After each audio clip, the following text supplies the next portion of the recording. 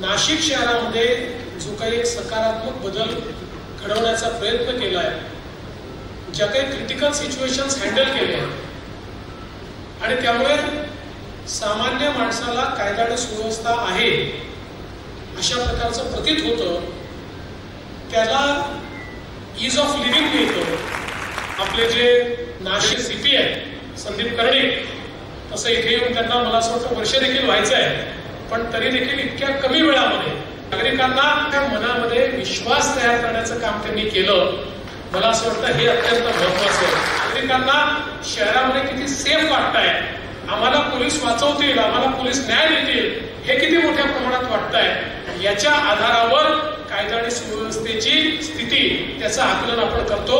आणि त्यात नाशिक पोलिसांनी चांगलं काम केलं आणि त्याहीपेक्षा चांगलं काम आपण अनेक वेळा करतो, पण रिकॉग्नाइज करणारं कोणी नसतं. टाइम्स ग्रुपने ते रिकॉग्नाइज केलं, याबद्दल टाइम्स ग्रुपचे मनापासून